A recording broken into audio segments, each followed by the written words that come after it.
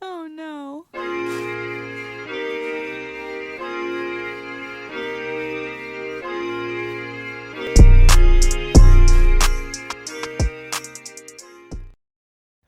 We back? We're back. Oh snap! Yes, it's been a minute, right? We back. It's been a minute. Been a minute. Feels like it's been a minute. It feels like it's been a minute. Yeah, it feels like it's been a minute. I'm going to do something different today. You can find me at SheSheJJB on Instagram.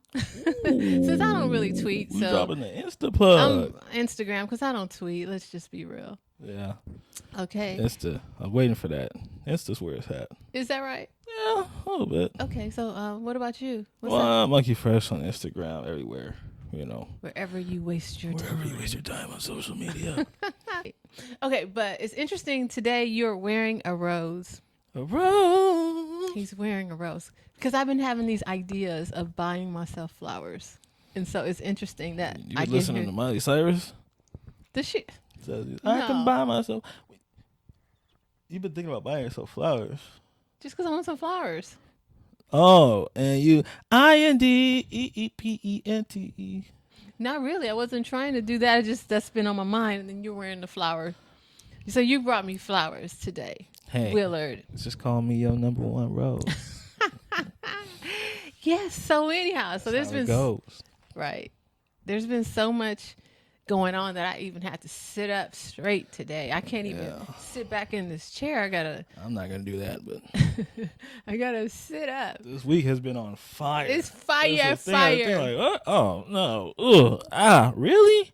So, but I think the hottest thing off the press in the media is Jonathan Majors, because quite frankly, I didn't even know who he was until like 6 weeks ago. Right? I didn't know who he was. I knew he was, just didn't know his name.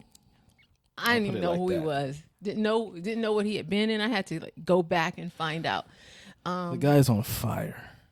You know, he's on fire. He's been one of those guys that's been in stuff, like you said. You saw the last man that said Black Man in San Francisco. Yeah, but I didn't know it was him. You didn't know his name. I didn't know who he was. Right.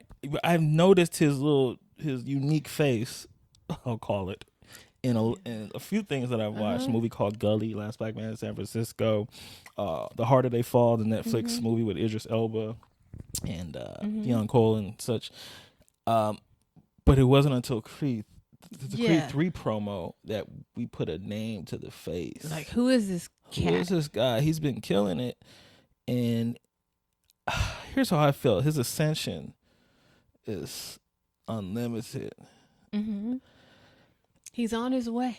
On his way. And it seems like with every single black male public figure we've had in that realm in Hollywood that's on their way, something derails it in the early stages, or tries, or something, or there's an attempt at derailment.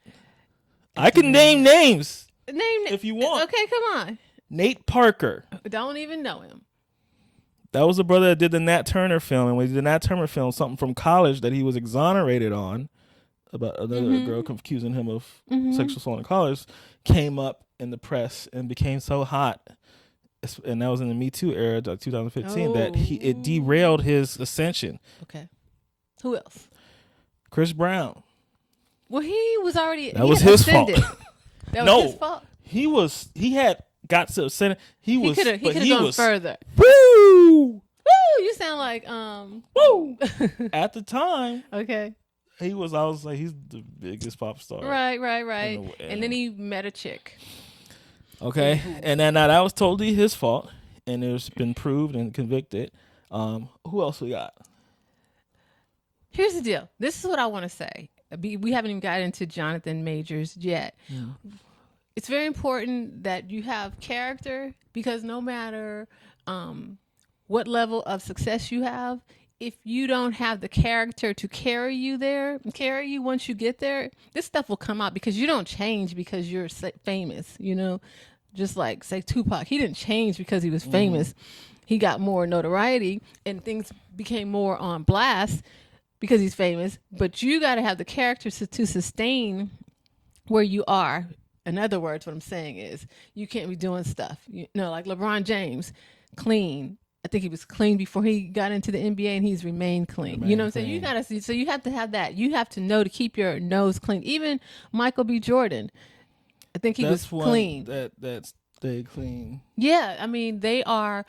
You know, so you have to have the backbone, the character to while you're up there, so no one can attack you. I'm talking about like in Hollywood for some reason specifically, like in entertainment world. These brothers on their way up. That that's a certain talent level to where it's like, oh, he's gonna be out here. For some reason, something happens to where they can't be out here.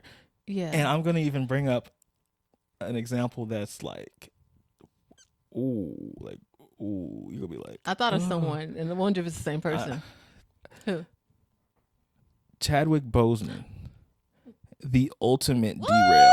Yeah. Derail? Because let's think, he got his cancer diagnosis about 5 years before we knew.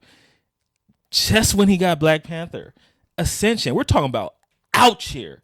And then he gets hit with a cancer diagnosis privately, of course, but he knew that was going to limit him and stop him at some point. Literally stop him. So what is it? I this is just where the angle I'm going with it. It's something about these people that are touched with the Midas touch. There's always something to bring. It seemed. I'm just saying. It might be something to it. It might be not. I might be just. But it seemed Chris Brown had the Midas touch. Man, I think Jonathan Majors had the Midas touch, and whether this is true or not, whether he's and it sounds like there was recanted stuff, but the stain is the problem. Now he has a movie coming up during Oscar season. That press run, he has to answer that question now. And that's going to cause people to not do certain interviews and people to not bring him on that would have contributed to taking him out here just because of the accusation and the arrest. Well, first of all, I want to erase. Well, I would not add Chadwick to that because it was. I mean, it's nothing to do with his character. It's nothing about his behavior. It's that I'm thinking behavioral situations. His was his health that took him out. But obviously, I think anytime a Black man is successful, there are folks gunning for you and trying to bring you down. So whether it be the IRS, it could be Wesley Snipes. So because he was, on his way. Right, and that was about around the Blade time. Oh God, I'm not sure exactly when. But yeah, that's another. Hey, that's a great example because he was out here. Yeah, he was out. He was on his way. After Mo Better Blues, they were like, "Who's this guy?" After that, but then in that period from about 89 to 2000, getting those roles, that's a very similar trajectory as I see Jonathan Majors. Yeah, but it's the character, superhero movie, and the character. It's the character that's behind the individual that not needs to sustain them. Yeah, it does, huh? Yes, it does. Speak to your character. But anyway, so that's what I think about that. And as far as Jonathan Majors is concerned, it is a stain. It is alleged. It's an allegation at this point, but it is a stain to what we see him as at this time. It's tarnished. Some people are not going to want to work with him. Puts a big old question mark. And with this whole Me Too stuff, it's just like to be accused of hurting a woman. Just as damn bad. And so accusations hurt. Yeah. And I think it makes a lot of people just a lot of people in the regular old in the audience, if you will, so it just makes people think, well, that whole if there's smoke there's fire thing. Yeah. So if she had a situation where that night maybe it wasn't something, but maybe it's like, damn, is he? And then you think about, well, he's probably on steroids. Let's just keep it real. Just period. A lot of those Hollywood actors are on steroids, and it's fine. There's nothing wrong with that. They're not professional athletes. There's no code. There's no. There's no advantage for him. There's no punishment for his profession towards that. But these people are on steroids. They're taking the form of steroids, and it makes you aggressive. It's a moody thing. It makes you aggressive. Yeah. The mood swings. I took steroids for a little while. I know. Excuse me? I said I took steroids for a little while. I think it was clenbuterol or something. It was by accident. Ain't that's what the bodybuild? That's what the Yeah, because I bodybuilders used take. to talk to this bodybuilder guy, and I was like, "Hey, you got some supplements?" And I was like, "Regular supplements." Duh. Is that around when you caught that case? No, Assault? never No. caught a case. But anyway, yeah, it may. But I digressed for a moment. Yeah. But so here's the deal. I think with any profession, in the entertainment, whether it be sports or actors, you want to see the art. You don't want to see the individual. You don't want to look at him when he's what's his name on Creed? What's his name? I can't even remember his name anymore. Yeah, what was his character? Whatever his name was. Jailbird. I don't know. When he's the jailbird, you don't want to see him the wife beater or the girlfriend beater, the domestic abuser. You want to see the character. Now when he goes back to a regular role like Last Black Man in San Francisco, now you look at like him. So you don't want. We need to have a blank slate. Yeah. But that's the problem with the accusation, something so public on his ascension, is there can be no blank slate now. Yeah. It's always gonna be that question mark and that stain and that kind of elephant in the room. Even if you didn't do it, hey, you got to talk about it now. Yeah, we want to hear about it. We want to hear what happened. We want to hear your side. Are you crazy or are you not? Or are you an abusive partner? Are you not? Yeah. Are these roles you playing? That crazy nigga that I was scared of in Creed 3, is that really Should you? I really be scared of you? Is that you? Yes. Because I was scared of you in the movie. You're kind of creepy. Is that you? Yeah. I didn't. Well, as soon as I see the guys with the body like that and they do that stuff, I know that they're on steroids. And that's not even me hating. Like, that's fun. Steroids are cool. Like, I want to take steroids. Like, I really do. I just don't have the access and the resources to get my hands on it as consistently as I would need it. Because as you get older, especially, you need that testosterone boost. You need that testosterone. Oh, your metabolism slows down. You get fat. You got to work out too much to make it to stay consistent. Mm-hmm. So I'm not saying steroids is a bad thing. Advertisement for steroids. Yeah, that's fine. Who cares? I'm not LeBron James. I don't have to stay away from it. Okay, fine. So when I see that, I know that they're on steroids. So I automatically worry for their personal life. Mm-hmm. You're looking at me like, am I doing allegations, steroid allegations? Is that you bad? Have basically put everybody who has a nice body, because I think you're probably going to say Michael B. Jordan is on steroids. You're going to say everybody's on steroids. But again, Will you can look this up. Factual information. These are Will's allegations. No, these are not Will's allegations. Willard's allegations. Will, you can go online and you can search, and a reputable source will tell you, everybody, whether it's an ex-actor or whether it's a close friend of an actor, there will be something online that says, hey, it's no secret these guys all take steroids. Okay. Look it up. All right. I wouldn't just come out there and say, oh, you're on steroids, you're big. No, they're not even big to me. They're still little guys, but they have to take steroids to keep. Okay. Yeah. Yes, that's. And steroids affect your they affect your emotional state. Yeah. Does something to the brain, does it? I don't know what it does. I just know it's not something that. When you were on steroids, I know, but once I found out what it was, that's why you really have to know who you're dealing with. Okay. And he was like, how you just send someone some steroids? I got these from the pharmacy. And my friend saw him, was like, hey, what? Clarabucci. Yeah, like these are steroids. I'm like, what? Again, it's stupid. You remember I told you in the previous stupid. But anywho, so yeah, moving right along. Hopefully, I don't know. The stain is there. No matter what happens in this situation, it always be kind of like, yeah, of course he, she withdrew the allegation. Of course she did after, that's what happens. So you'll always kind of think it's there. It's kind of like the Michael Jackson thing. So the question again goes back to, can we separate the art from the artist? Right. Can we in this situation? In this situation, we should definitely be able to, especially since it's just an accusation and it's on its way to being debunked. That specific accusation, at least. I guess, them being in the car that night and there being video evidence of nothing occurring. Of nothing occurring. Nothing occurring. Yeah, Which I don't know how. Yeah. I don't trust lawyers anyway, but the lawyer, look, we have video evidence of the time. I'll be like, oh, so that's a time they were in the car. But that's not the time they're talking. But anyway, that's the problem. That's why it's going to be hard for Jonathan. That's why it's going to be a stain. Because we're always going to be thinking, we're always going to be like, wait. So this is his girlfriend.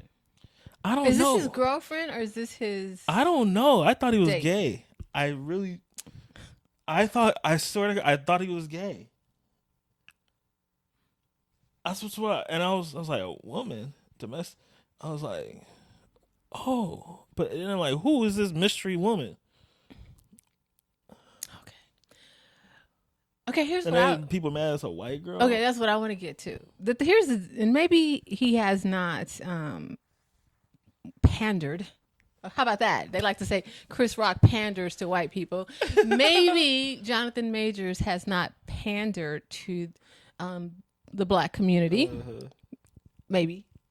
However, in Creed, I felt like I was pandered because I was believing that he was this black man, black brother man, only to see that his girlfriend looks like she's from Denmark.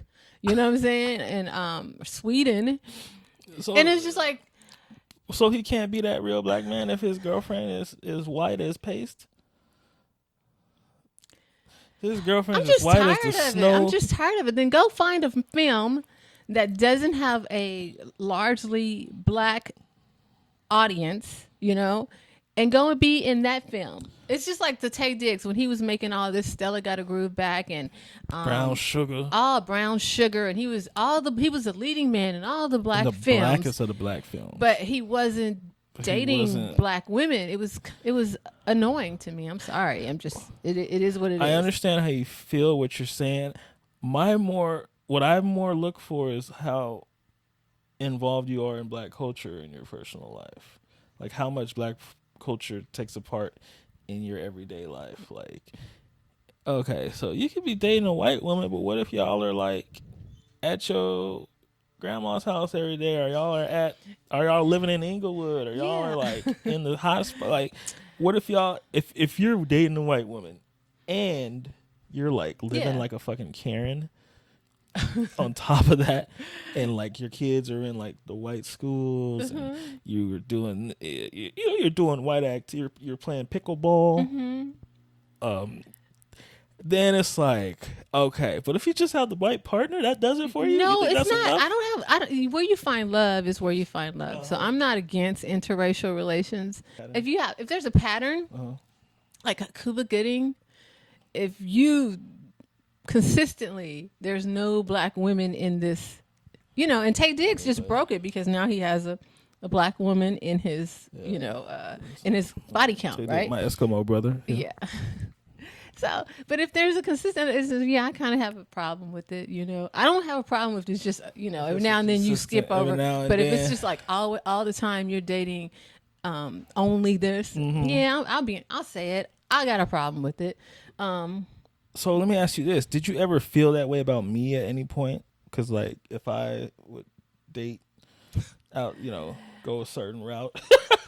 Brother, did you ever feel like? Do you not recall? I believe it was a Christmas, and I said, "Well, if you're so black, you remember this? Like, I don't know if I said you're so black, but why do you date Latinos, Latinas? Like, I mean, how does that? Because I had a hard time reconciling it. Right. You know what I'm saying? Right. I'm just saying, like. So I had that level of consistency that would warrant speculation. I mean, not speculation. Yes, brother. Speculation. Damn. I mean, like, when was the last? Let's just keep it real. I mean, When was the last sister you brought home? I'm just waiting. What was when did Obama get going off? 2008. Yeah, that's fine. Hey, I don't, man. And if you check real closely, there will be a song. Oh no! And then I rubbed it in everybody's face. I was 22 years old. Now thinking I like back, Latinas. I would never do that to you. And then listen, he wrote a song about it. I would never do that. Yeah. Oh man, that's some So, 22-year-old shit. Producers, could you please put edit that Oh. in here, please? I like Latinas. Yeah. I like Latinas. Dame mami. I like Latinas. Dame mami. Then I kid. Yeah. I like the way you do I what like you do, mami. Latinas. I like Latinas. What's up? I like Latinas. So all I want, baby. Then I kid. Latinas don't get in the way. They got their own. Why are they? So spicy, baby. If I see one. So Oh, let me explain. come on, Shannon. Yeah, I let me was a explain horrible that. father. Remember, Shannon said I was everything because we gave everything to him. Oh my god. Help me understand. Oh no. So yeah, I always wondered that. But here's the thing, like, and think about this. You always wonder what? I always wondered if you thought that. Oh, okay. And yeah, you've said before, you've mentioned it. Yeah, you mention it from time to time. But I don't. How do? So what? I like. You're my sister. You're When my you find sister. love? You've been my sister For a long time. for a 34 long years. time. 31 years, right? And He's losing. We're losing time here. Okay. You for sure when I got the 23andMe. right. But that was recently. Yeah. And But I mean, I questioned you. did you? You remember? I was like, 'cause you ain't got the nose. You ain't got the do. skin tone. Mm-hmm. I know. You skinny. Like, how did this happen? Yeah. I think I have the characteristics of monks. Right. You know what I'm saying? Like, there's some. If you look at the family, there's some very strong characteristics. There's like those. Behavior wise. But I don't. But you're right. It's weird. I don't have all of them. Like, but I have the hair. I have the nose, a version of the nose. Yeah, a version of it. And that's about it. I don't have the color and stuff like Roz and them. They had those strong cheekbones and stuff like that. Yeah. Like really defined bone structures. Yeah, so I was just yeah. like, did you guys ever verify that? But it's been verified and It's confirmed. been verified. Yes, We are family. When you dated black women, you kind of find yourself attracted to. You were like, oh, but that reminds me of my sisters, and that reminds me of my mother and my auntie, and all that kind of stuff. So you couldn't disassociate that part from Right. At the initial stage of meeting or talking or whatever. Mm-hmm. Yeah. wow. Sure, it's just like that's family. Like, It's very you interesting. get along, get along, all that stuff is cool. But it's just like, I can't get past that. I find that interesting. And it's amazing. I mean, I don't fault where people find love. Look at our girl Quinta and her husband. I ain't saying nothing about Quinta Brunson. Yeah, Don't say nothing about me. don't deflect. You're deflecting. I ain't with no white woman. Okay.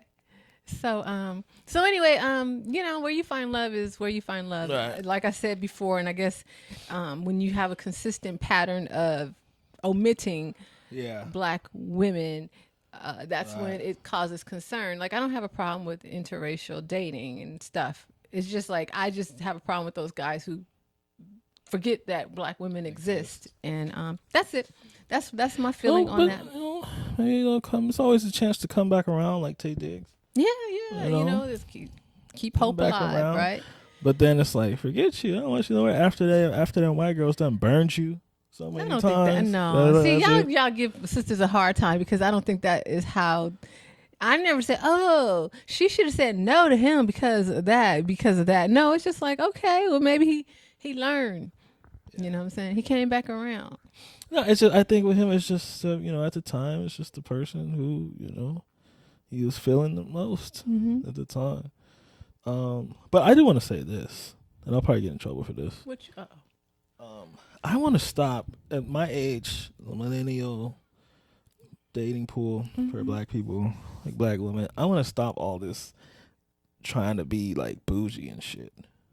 that we have. I think that's an insecurity problem we have as black. What do you mean trying to be bougie? Like I know there's a lot of women. He's trying to like flip it on me now. Look. I know there's a lot of women. I said millennial. Okay. You're a baby boomer. No, I'm not. I'm X. This whole certain stat. Oh, you got to be at this brunch and it has to be all white and it has to be this. And then if you're doing this and that, or if you're not having this, it means this. If you don't have your original teeth, if you don't have fake teeth, it means you're poor. If you don't have fake, your body done here for, or you have to be at this location or something, or you can't use this type of, or you can't shop here. Mm-hmm. I don't. Can't shop at Marshalls. That's a turn off to me. Okay, and I'm noticing a lot of our millennial people in the dating pool. It's a huge turn off to me.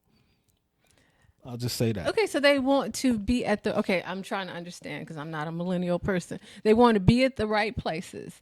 They want to shop at the right places, and when you're not in that loop, you're disqualified. It's essentially you're they're skeptical about you, or it means you're. But is that all millennials, or is that black millennials? I'm talking about black millennials. Really? Because we have this insecurity to keep up in this social media era and this reality TV show era and shit, to where we all have to be a certain stature to show we have a certain amount of money or something. Or to hang with a certain group, but white millennials, I don't see it. The white male millennials are marrying these girls from the LA or the hometown or wherever. They're not having a fucking problem with that. All right. Or maybe they are. But I can't really speak on that because, that's not, I don't know. I haven't been in it. So I guess I find that hard to believe. We're having a birthday brunch. You and the girl, it's got to be here. A certain thing, I'm not saying I enjoy norms and shit, but I'm just saying the image thing bothers me. Yeah. The image thing bothers me. Donald Glover covered it in ATL in the first season. If you watch that, you'll know what the fuck I'm talking about. It's with millennials. I don't think everyone. But there are some. You know what I'm saying? Like, I just feel like I've noticed a consistency in the dating pool. Like, you talk about consistency. Really? So I can't say everyone. I feel like you can't say everyone, but I've noticed a consistency since we like that. And word. I know it's kind of crazy because, I see it on even just watching reality shows and just seeing what everybody looks like, and nobody is ever in any form natural. You wake up in the morning, you're in full makeup. Even you may be natural, your body or whatever. Now you're always in glam. It's like, where is the heart? Where is the natural woman? Because you're not going to wake up and find her, or you might have. That's just a lot of work to have a glam team all the time. So when you wake up at 7 a.m, she's ready to go. Right. And that's fine if you like putting your makeup on. So my wife loves doing that every day and stuff. But my thing is more like the status thing, like that whole class thing that you have to be a certain class. I don't have to be shit. Like, no matter how much money I have, I'm going to do what I like, wear what I like, be where I like to be. Right. Nothing else dictates that. Right. Nothing going on around me will dictate that. And a lot of these women that I've noticed in that dating pool, I have more money than them anyway. So it's like, who are we doing this for? Mm-hmm. And a lot of black men have that problem too, which is why you have, niggas wearing chains and Gucci flip flops and Jordans and this and that, so they match. Yeah. That's a turn off to me. Yeah. I think that's why I like that song by Kanye, "I'll Fall Down," where it talks about That's how a great song, spend all of your money and you just want to make people think. It's just like, I used to like, because it said I got a problem with spending before I get it, because I would always like think of what I'm gonna get before I got the money. So it's like I get it, and that's the world that we kind of live in. Right. But I think once you get grounded, you kind of get out of that, and you get stuff because you want it, and it doesn't matter. It's not about what people think of you having this because I want this and I worked for it and I earned it or whatever, and I can eat here because I can and I want to try it. You know what I'm saying? So it's not about status. It's about like, just enjoying your life and enjoying it the best you can. Like, you know, like it doesn't have to be, it doesn't have to be the top of the line place. It don't have to be. But I will say that if you there, you there. If you there, that's what's in your backyard. Mm-hmm. If you there. Yeah. I'm talking about when I was dating 28-year-olds, 30-year-olds. You ain't there yet. Yes. You ain't there yet. Yes, but so you want to now, hold it's image. Yeah. That's what fucking chaps my hide. Yes. Preach, brother. That should chap your hide. Because, even now, coming from a different perspective now, like just having a son and knowing that he's going to be encountering these people. And it's absolutely not. No, we're not going to pay for them to, so they can be on social media and post pictures and all that kind of stuff. No. And I think there are young ladies out there and even millennials out there who are above that, who are real. Yeah. There are. So you might have to obviously you got to sift through some stuff, but you can get there. You can get there. So I don't think all of them are like that, but there are quite a few, and that's the culture, the day and age we live in. It's ridiculous, and I don't know when it's going to stop. I don't like that that's a part of our culture in that the millennial pocket there. Yeah. Because, yes, this whole BBL veneer thing is a part of our culture, whether we like it or not. Yeah. I mean, this whole, fashion Gucci, this whole, you got to do this, you got to be doing this, you got to be making this money, you got to be moving here, you got to be, and the niggas got to be an entrepreneur, which means scamming or something. That's a part of our culture, unfortunately. Mm-hmm. And I'm not for that. Yeah, you got a point. And, even to, like, I'm trying to go to see Usher. Look. The latest Usher installment in Vegas. I got to see him. I did too, but I was trying to do it again. Yeah, you did, yeah. But I am appalled at the prices. Yeah. I mean, I'm appalled at the prices. That's all I can say. It better be a darn good show, because I love you, Usher, but that stuff better be better than last time and better not have you tripping over your skaters and stuff like that. Just don't waste my time.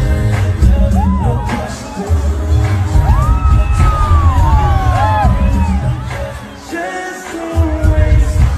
You can't get them all right, y'all. Like, I want to see. When you charge that much, absolutely. And he's like, "Hey, you can't get them all right." I said, "For $1,200, better get every single last one of them right." That's a refund. I'm gonna contact Purchase Protection with my American Express. Usher fell. I need my money back. And then that brings me to the other side. Like, I grew up on New Edition. I love New Edition. Is the day and age I grew up in. But what I don't like is they're making all this money, or trying to make this money, or they're getting people to come back and for their shows.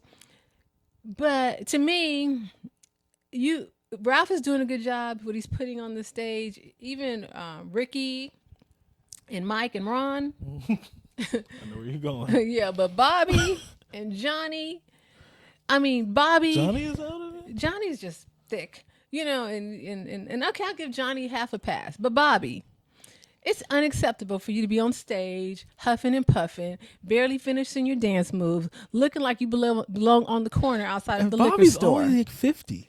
Oh, he's like 54. But still, he looks like he should be at the liquor store outside talking. And it's just unacceptable that you people pay money, hard-earned money, brother. Do you understand? Yeah, it's like not lack of respect for the game. And you'd be better off just playing this song at home. You could hear the original vocals. Yeah, without the Smokey voice. Tenderoni. It's a lack of respect. It's a lack of professionalism. 1, 2, 3, 4, 5.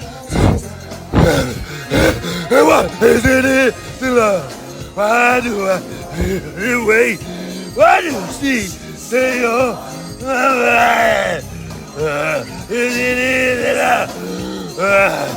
So bad.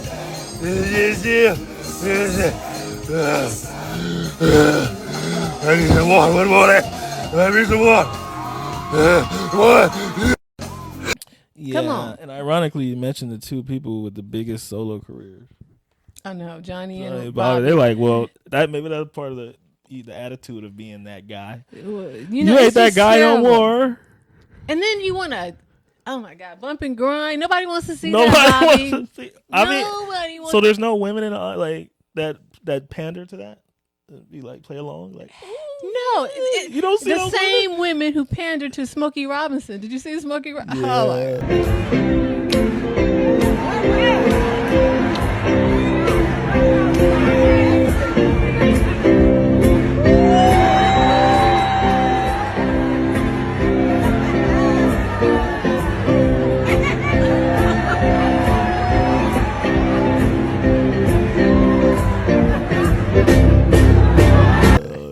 Smokey, like what is Stop it, Smokey. Why? Smokey? I don't believe you. There's nothing. You can't do that. That's not even a move. Why? That's not saying. I used to go to church with him. Did I tell you that? You remember that? On Do you remember seeing him? La Brea? Yeah. We used to go to church together. I didn't like him. I was looking for T and Tamara. I ain't You even saw gonna him, hold right? you. Did we? You saw T and Tamara, right? We did? Yeah. I thought we did. Often. And then Natalie Cole. You remember Natalie Cole went there, yeah. I remember once I was an altar worker. I tried to take her to the altar, you know. You were an pray altar for her. worker? Mm-hmm. Did you wear a white glove? Not an usher. What's the difference? Is it not an usher? There you go, man. See, if you go right there, the pastor gonna pray for you. You go right there and get your communion. Okay. You go right there, you will be prayed over. Okay, brother. That's the usher. Altar worker is not an usher. Altar worker is the person who goes with you to the altar and they pray with you because the pastor can't pray individually for everybody, right? Oh. All right. Okay. All right. So I want to get into our girl, Sheryl Lee Ralph. Oh, where's she? Is she here? She's everywhere. Am I proper? Oh, I should sit up. You sit up. Sit up. Listen. Make sure you Respect. respect yourself. Be proud of yourself. Yes. Show some dignity. And don't let any man grab your behind. Oh no! Is and that if what you Judge? do, What? make sure you tell in 20 years. Oh, Sheila, you are No? You are you bad. You make sure. Okay, in She 19 said, make years. sure you tell in 20 years. Tell about it in 19 years. Oh when my you're gosh. relevant. Tell about it in 19 years when you have all the platform. Yeah. Oh my you know. God. When you're when you're in your When preacher you're- phase. when you're in your preacher, she's an altar worker. she's an altar worker. She- for God Himself. Okay. Yeah. So evidently she alluded to a television judge being kind of sexually assaulting her. Same TV station. And when they were at the same place at a particular time. Like the judge's show was on this Yeah, on on the this lot. on the lot, Yeah. and she's in this on this stage, So they had- and then his show is on this stage. Okay, go. And go so ahead, they came continue. across each other, and I guess she's like all suited and booty because that's how she is, because she represents herself well at all times. So you know she was snatched, right? And I guess he admired her, and maybe he touched her. Was it on her derriere? And so I don't know what she in did. passing. Were they hanging That's out? that's Were they- what it sounds like. And so I don't know what she did at the time. She didn't indicate that she did anything. Did I miss something? She was flirting at the time. Sound like it. And so now she's on a show and she's talking and she says a well-known TV judge did something and it wasn't Why she Judge didn't say Mathis. his name? She said it, but she didn't say his name, but she Why said not? If it he wasn't did that to Judge you- Mathis because she loves Judge Mathis. So that leaves everyone Mathis could open have got to the booty. speculate. Could have got him a handful, is what she said. But And that we all Judge know- Joe Brown, He's a cat daddy. What is a cat daddy? I just want to say that. What's a cat daddy? I don't know. Well, he's an old school cat. Brown? Huh? Mathis? No, Brown. Brown. He's an old school cat. You know, probably thinks he's a smooth operator. She's younger than him, I'm assuming. Yeah. And so anyway, so now he's a little upset because he feels that she's alluding and the bloggers are making it seem as though it's him. So he is not really pleased with Miss Ralph at this time. Did he grab the ass or did He he get some play? Is he mad because she's saying it was something that it wasn't, or is he mad that it didn't happen at all? Or is he mad I think he's saying it didn't. He didn't do it. Oh, it wasn't him. But she won't come out and say, "Yeah, you're right. It wasn't him." Right. But who else? Here's what we need to do, researchers. All the judges. No, we need to. Whatever she's filmed, what lots were on, and what lots filmed the judge show, as well. Do we have a year? No. It's not worth it. Hell no, I ain't doing that. But I'm just saying. Shoot, they're not that important, man. But that's how you would find out. And I don't know. I believe you, Sheryl. I believe women. But the thing is, if you say the name, it becomes a lot more verifiable. Yeah, and if you did it, if you say the name, it becomes a lot more verifiable. You know what I'm saying? It becomes a lot more verifiable. So why would you just do that? It just makes no sense to me. What? Like that you would just say that, and then just not want to say his name. Like he did that, and he's wrong. Say his name. Say his name so we can verify it, and we can get you the support that you. Because we will support you. We've been dying to support her. What is it that she's looking for? I don't know. I think she just wants. Or we'll throw stones at him. Get us a name. Seriously, get us a name. You know, everyone will use their platform to make sure that he is canceled. Canceled. We will cancel the fuck out of him. He's been canceled for about 10 years, his show. But we'll make sure he's canceled. We'll make sure he canceled. We'll make sure he never judges. He never judges anything. We'll make sure he never slams another hammer again Gavel. in his day. Gavel. We'll make sure he never slams another gavel a day in his elderly life. Yes. He must be pretty old by now. Now, couple things. Got to do my sports. Oh, so what's going on with your boy Luka? Luka, I'm just not happy anymore. Why you can is see Luka in my not face. happy? I just he not doesn't the same smile. joy. Yeah, because he don't get every call from the refs. He's talking about damn referees. He ain't talking about Kyrie. He's talking about it's not fair, but that's just every superstar has always cried to the refs. It's nothing new. Whiny butt. Don't y'all put that on Luka. He's a big whiny LeBron butt. did it in his still. LeBron, Kobe was can't take us with it at a point. Jordan, every superstar, that's a part of their game. That's a part of their psyche. Not Giannis. That's a part of their confidence. Damn, Giannis is stupid because he should be. And he just takes all that punishment. Yeah, he did give it to him a little bit the other day in Denver game. That's a little bit. Generally, he's not he don't do crybaby. Yeah, every superstar has been a crybaby traditionally. It's part of the game. Giannis, you're right, is one that does not do that. Right. But, that's one of the reasons why you love Giannis so much. He's special. And even Kawhi. I love Kawhi, too. He doesn't cry. It's because he doesn't play. He has been He doesn't play enough. He's been playing here recently. Yeah, he's been playing more, and he's been playing well. Yeah, buddy. But with the Mavericks, I hope that the NBA management, players, whatever, I hope they realize that the whole multi-superstar thing has never worked. It don't work. Mm-hmm. It's like, you can get these two superstars, these names. It's never worked because people, the goal is to get a championship, and you think you're going to get a championship. It's never worked. Okay. And the only times it's worked is probably 2 times in the history of the NBA where people acquired 2 superstars. Okay? Let's say in their prime or close to their prime.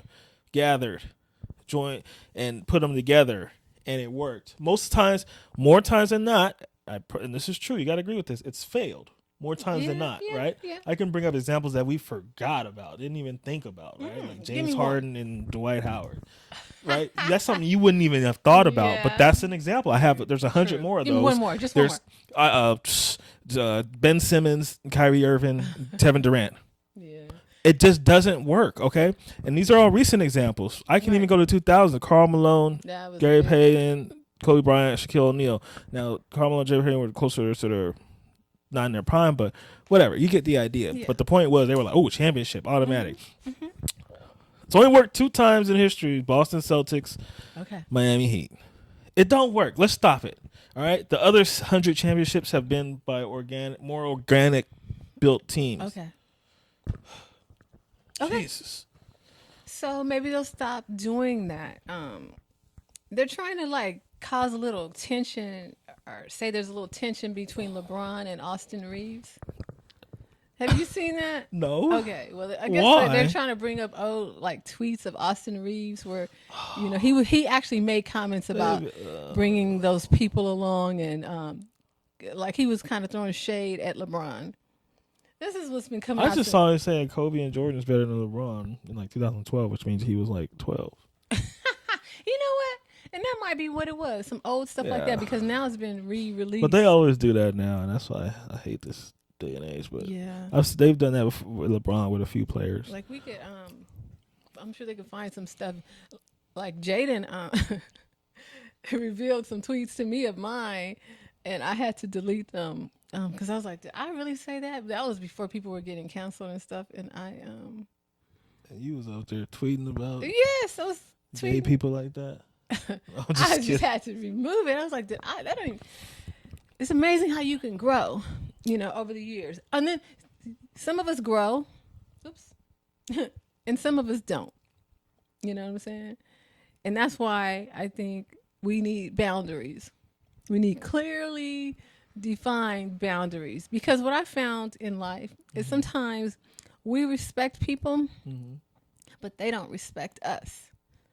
Right. Like people that are close to you. Are you trying to figure out what I'm talking about? You look confused. No, because it's like even the things that we say on this show, I try to be respectful of my loved ones and so forth, and make sure not to step on any toes or to hurt anyone's feelings.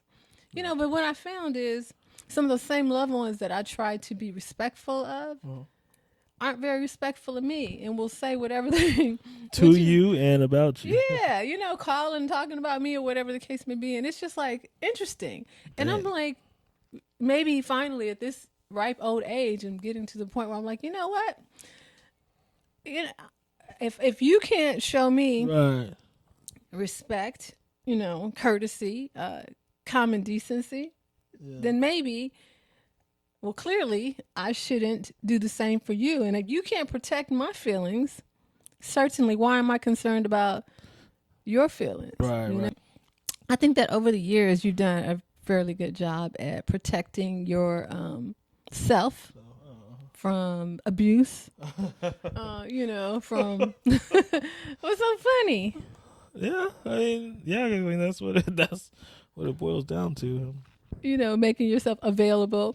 I think different times you've made yourself unavailable. Right. So then it becomes consistency, and it lowers expectations. Oh, no one has expectations. Yeah. So we can consistently lower our expectations so that no one has any expectation of you. So they can't set you up to be, whether it's a punching bag or just. Because this is something I learned about parenting. I'll go into parenting. The same energy that you parent, the absolute same energy that you give into parenting your children, is the same energy that comes back full circle.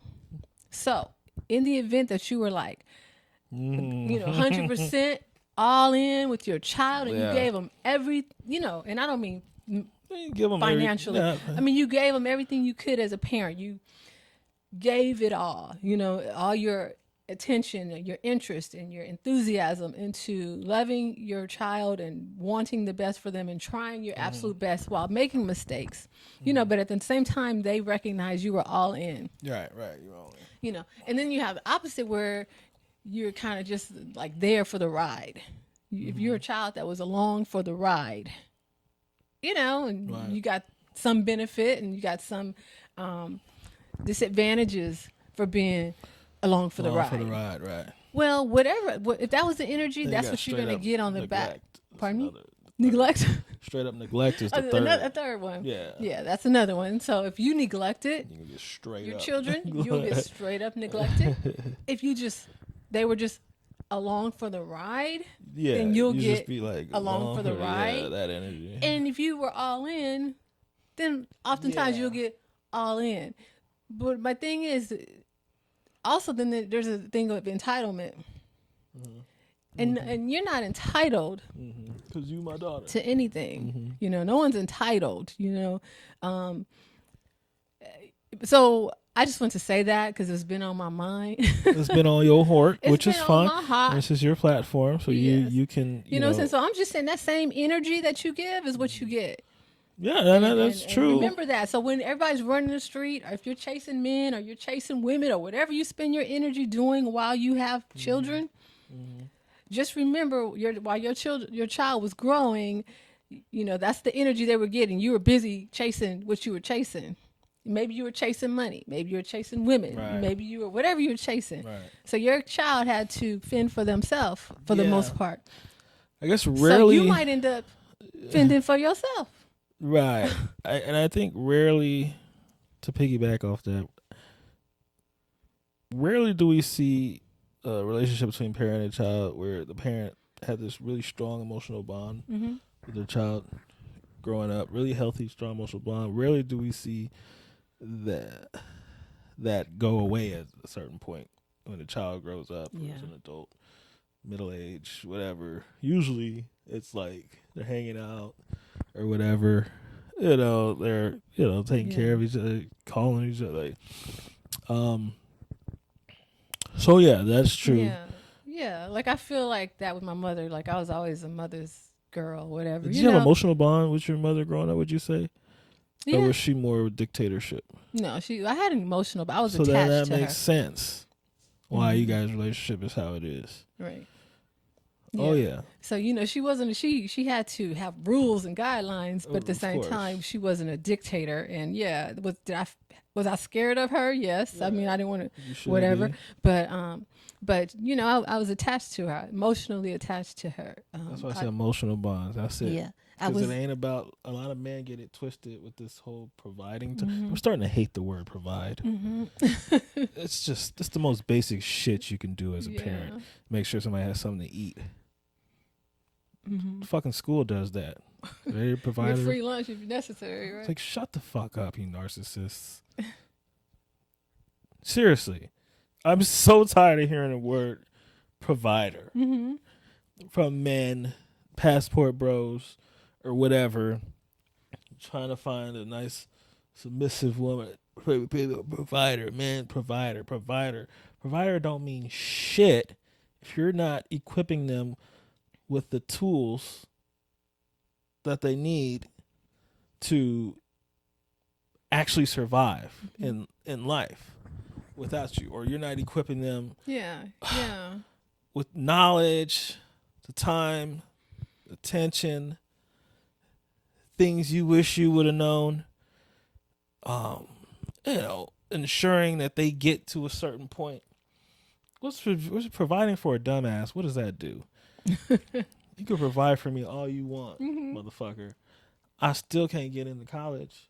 Right. You didn't do no homework with me. You didn't make sure I was getting to school. I was doing this and that. I was cool. Oh yeah, but I had dinner. On the table. Oh, but I had, Christmas. What the fuck is that?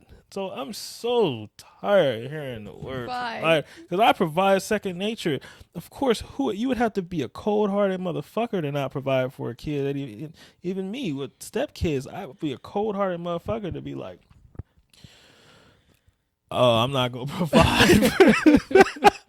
And then to even take it a step further and demand some type of kudos or cookies for providing. Mm-hmm. Especially when you like I don't know. it's interesting because I paid Jaden's tuition today.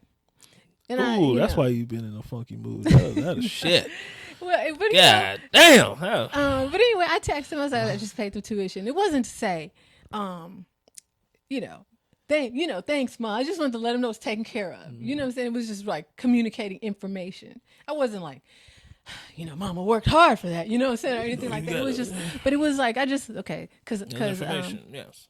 For your information, just so you know that's taken care of because we had talked about it, and so he's like, thank you, right? And I wasn't expecting a thank you. I mean, I guess it was polite and it was appropriate. You should get a thank you. Yeah, and he did, but it wasn't like I was like, kudos. It's like we have this agreement. Like I'm going to take care of your college because, just like you just said, because I want him to be like long-term successful in life, and he's an only child, and so he doesn't have She Will and Roz and Des and Tina and all this. It's like he got to find his way.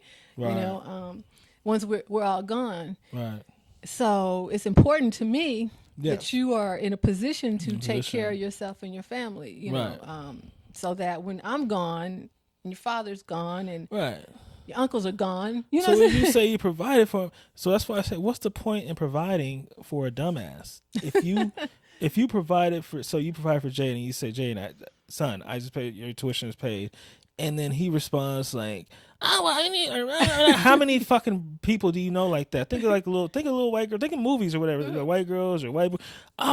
Yeah, I just fucking, you providing for. I just paid your tuition, but he's out here getting in trouble, getting high, doing or something. Math So you tell me what the fucking point of provide? What the all right? But when you have an emotional bond, or you give them something to last them, when you're, like you said, that ain't got nothing to do with providing, dinner on the table or paying for something. That's it's got to go. I'm deeper. Sorry, guys, you got to go deeper. You got to do both more. So I don't want to hear fucking provide, not one more time. Yeah, because I want to know, like, parents, like I even get it. Like when was I able to cry on your shoulder? Yeah, when did you tell me it was going to be all right? Oh, my God. So is it Nelly? Look. So, bitter. Angry Sheila. Okay, so is it Nelly? I think we have the answer that to that. People expect stuff, our emotional responses, when they were not emotionally available nor emotionally supportive, But then when they feel like they're in need, you're automatically supposed to be there. Is it Nelly for them to feel that way? And I say it's absolutely Nelly. Yeah. Because, again, all this stuff comes full circle. And the same stuff you give is the same stuff you get. And if you don't get it, check yourself. Have some self-awareness and find out, like, well, was I there for this person? Was I really there for them throughout their life? And if you really evaluate stuff, maybe you'll see why you're in the positions that you're in right now. Right. Instead of pointing fingers at everyone, I think that's very important. So I think She Will podcast has to bring awareness to people too. It's our responsibility to bring awareness as well, and as in relationships and family dynamics and all these things, and sports and entertainment as well. Sheryl Lee Ralph. So I'll give this public service announcement. One last thing. All right. I might be on a soapbox. I want to do a public service announcement. Because I find it interesting. So like I just told you about the whole boundary thing and all. And I find it interesting, like as I confide in you, and She Will podcast is really a conversation between Sheila, Sheila and Will. This is how we talk, and we talk literally about how it started. So yeah, it's really, and so the conversations that I have, with loved ones, I think it's interesting when those conversations become community conversations. Meaning, if I tell you something, I'll use somebody else. If I told Barbara something, and Barbara takes that conversation and she's sharing about Sheila with her friends and her family and kids and people that you don't know or people or I even if you know, don't know, whatever. Because when I tell you something in confidence, it's in confidence. It's because you're privy to certain areas of my life. Do you have to put the disclaimer like, hey, between me and you? Yeah, obviously you do. And I mean, I don't like talking to people and I have to say, oh, this is between you and me. Usually they should already know. Yeah, because some things, yeah. So when I share things with you, it's between us. It's not between us and your whole network of friends and family. It's between us. And if I want them to know, and it's not that it's a secret. It's just that it's my business. Yeah, it's not a secret. It's just you don't expect. Like if I wanted to tell other people, I would tell them. Yeah, and I hold people's information in confidence, and I just feel like it's not my place to tell because then it's just gossip. No. So when you start sharing other people's business or things people have told you about their life, that becomes gossip. And I know a lot of people don't intend it to be, but sometimes it's really good tea. Sometimes it's really good. It's like, what? Say what? And you want to know, but you can't. And sometimes you want to tell because it's good, but you got to understand that you have a fiduciary responsibility. Fiduciary responsibility to your friends. Damn. Which, She's been thinking about this. She's been looking up words to describe it. Yes, I gotta use the big words. But anyway, I just and also I want to talk about like what about the friends you have that you're no longer friends with? Now, do their secrets now become common knowledge for everybody, or should you still keep those two in confidence? I guess it depends what type of person you are and what your intentions are. If you're not friends anymore because of something bad that happened and you want to hurt that person, I guess you're letting it fly, right? Right. And you know what? Guess what? They buried he buried that body over there, whatever, now I'm letting it go. I mean, we see that a lot in domestic relationships. But if the friendship over time just kind of dwindles, I feel like that stays between you two. Like everything is still confidential. Or like, I feel like that too. I feel like even if it's bad blood now, even if it's bad blood, it wasn't at that time when we shared this information, and so I don't feel like I kind of look at it as people who do that kind of like side eye because they were cool with you like 2 months ago, and now you guys aren't cool. You tell them all their business. Now I got to be extra cautious because God only knows where our relationship is going to go. Damn, that's why I don't have. That's why you can't just be like me. Don't have a lot. Many friends. Don't talk to nobody. You're too social, dude. I'm not even social. These are just observations. These are just observations, right? Okay. These are just. I can't wait. Observations. These are just observations. Right. Yeah. Hypothetically speaking. If you were black female, you're no longer friends with your friend, would you keep their secret? I'm trying to think. Let us know what you think in the comments. Yeah, I'm curious about that one because I've had people that obviously over the years that I don't talk to anymore, and I guess everything we've talked about, or that I know that has happened. I'm not in like a rush to go put their name in the dirt, make people view them a certain way, unless something's brought to my attention about that person.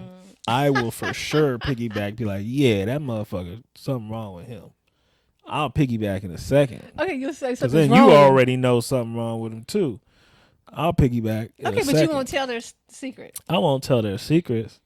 Like, no. Okay. No. I think that's appropriate. I'll be like, oh, you saw that too? Yeah. I get crazy. Like, now I'll be like, let's talk about it now. If another fucking know also, I've had that happen. I go like, man, that dude is. I'm like, I tried to tell y'all. I guess it's just being a stand-up person. Like, of course, you can agree, like, yeah, I know, whatever, but don't be like, yeah, and I remember when they stole or whatever, you know. Oh no. He was trying to talk to homeboy's girlfriend or whatever, woman. No, I've had that stuff done to me. Stuff that's supposed to be between me and somebody. And they had they girl then told stuff between me and the homie. That he done told her, and now she done, and I cut that off right the fuck away. I cut that shit off right away, even to the point where somebody else telling me at the time, well, you shouldn't have did that. You did it. It's your fault. Like, you're the one that did this stuff. I said, yeah, you think I know, but that don't mean that somebody should be going around spraying or trying or telling or snitching on me like. This is what this is a talk I had between me and my homeboy. They're trying to say you did it. Well, you did it. Done it. You shouldn't have done it if you didn't want to. Shut the fuck up. It's a lot of stuff I've done. Stuff I've done that don't need to be out there. That's why we do stuff that in the dark. Come on, man. All that shit. What if I got some information about your ass? No. Don't do that. Yeah. We all do stupid shit, especially in our 20s. Like, oh, cold-blooded. Do stupid stuff. Ask stupid questions. Don't ask questions. Make dumb songs. What else? The 20s. All that. Well, I guess I did I flexed a little bit in my 20s. That was so stupid. It was very, that song was very poignant. Gerald liked it. I think we all liked it. It's a good song. But I was like, he likes Latinas. And then I was like, later down the line, I was like, I guess he told us he likes Latinas. Like, why am I acting surprised? I told y'all I'm probably gonna marry a Mexican woman. You didn't tell us that. I didn't tell you. I gave you all hints. I gave you a song. I mean, you took the time to write a song, Will. Oh God! Yeah, no, I would. Yeah, if I could go back, I wouldn't have did the song. That's kind of like just rubbing your face in the shit.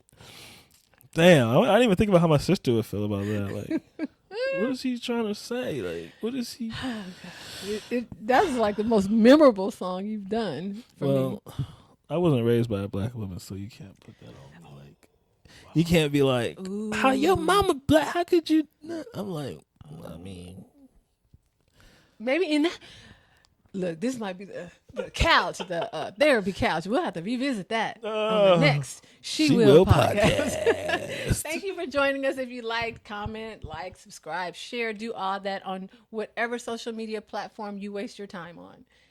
Twitter, Instagram, TikTok. What else is there? Vine. I'm just kidding. Vine? You remember Vine? Vine. And what is that? MySpace. MySpace. Black Planet. BlackPlanet.com. Anyway, we're just having fun. Don't forget to share, subscribe, and comment. Until the next time. We'll see you. We'll see you. Peace. Out.